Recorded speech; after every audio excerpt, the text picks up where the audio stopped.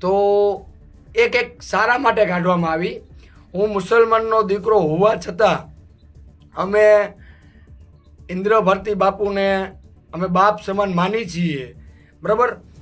તો મારે તને ખાલી એટલું જ કહેવું કે જે કાંઈ કર્યું ઇન્દ્ર ભારતી બાપુએ તે સારું કર્યું, કેમ કે આખી દુનિયા જાણે છે.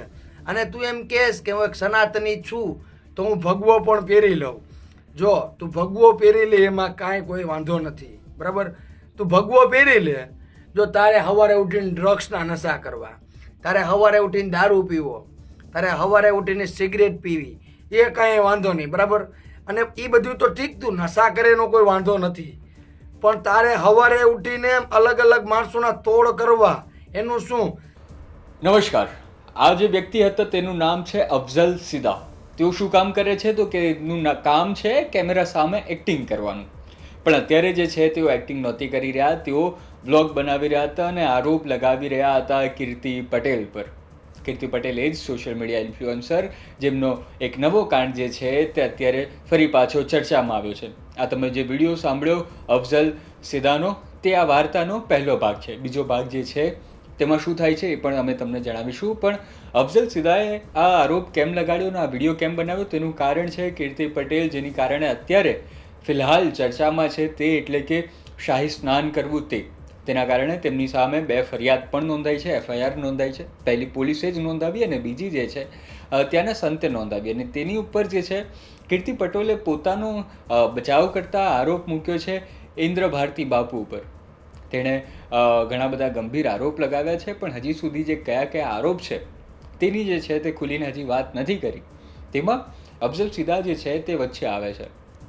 તેમણે જે છે ઇન્દ્ર ભારતી બાપુ જે છે તેમને તેઓ પિતા તુલ્ય માને છે અને તેના કારણે તેઓ કીર્તિ પટેલ પર આરોપ લગાડે છે. અને ત્યારબાદ કીર્તિ પટેલ જે છે તે તેની એક મિત્ર છે તેની સાથે મળીને આને ધમકાવે છે.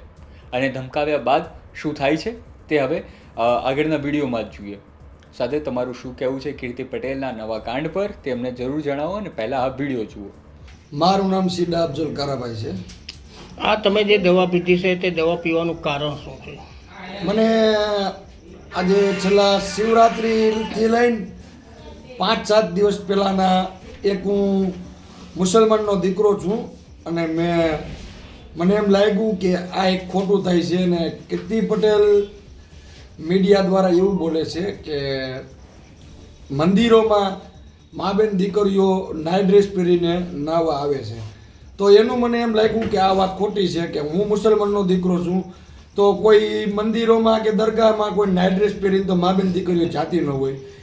આ વિડીયો મેં બોલીને બનાવીને મેં એવું બોલ્યો કે હું એક મુસલમાનનો દીકરો છું ને હું ઇન્દ્ર ભારતી બાપુને પોતાને પણ હું બાપ માનું છું, એટલે આ વાત મારા ગળે નથી ઉતરતી.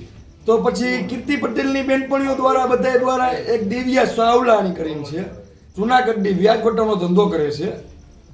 એને મને મેસેજ કરીને મને એને એવું કીધેલું કે તું અમને હેરાન કરસ. તો મેં કીધું મેં તો તમને ઓળખતોય નથી, મેં તો તમને મેસેજ નથી કર્યો, તમે મને મેસેજ કરો છો. તો એણે મને એવું કીધું કે તો તારાથી થાય એ કરી લે. તો પછી અલગ અલગ મારી પાસે બધા પુરાવા છે, તે વ્યક્તિઓના હું નામ નહીં લઈ શકું, હું કોર્ટ દ્વારા આપીશ. મારી પાસે વિડીયો સ્ક્રીન રેકોર્ડિંગ છે. અલગ અલગ માણસોના મને ફોન આવે છે કે તું કીર્તિ પટેલના વિડીયો ડિલીટ કરી નાખજે, નકર તારા ફેમિલીમાંથી તને તારા ભાઈને ને બધાને ઉપાડી નાખશું અને મારી નાખશું. તો હું આજે રોજો રહ્યો તો અમારો પવિત્ર તહેવાર ચાલે છે રમજાન, આજે બીજો રોજુ હતું.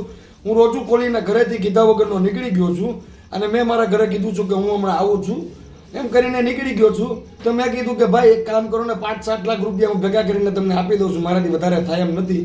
તો મારાથી એ પણ નહોતી ને હું કંટાળી ગયો. પછી હું દવા પી ગયો છું. તો મને કાંઈ થશે કે મને આગળ જતાં કાંઈ થશે, મારા ફેમિલીને થશે, એના જવાબદાર ટિકટોક સ્ટાર કીર્તિ પટેલ રણછોડભાઈ સુરતના અને દિવ્યા સાવલાણી જુનાગઢની જે વ્યાજવટાનો ધંધો કરે છે. તમે કોના ત્રાસથી દવા પીધી? મેં કીર્તિ પટેલ અને દિવ્યા સાવલાણી જે ટિકટોક સ્ટાર તરીકે કીર્તિ પટેલ ઓળખાય છે.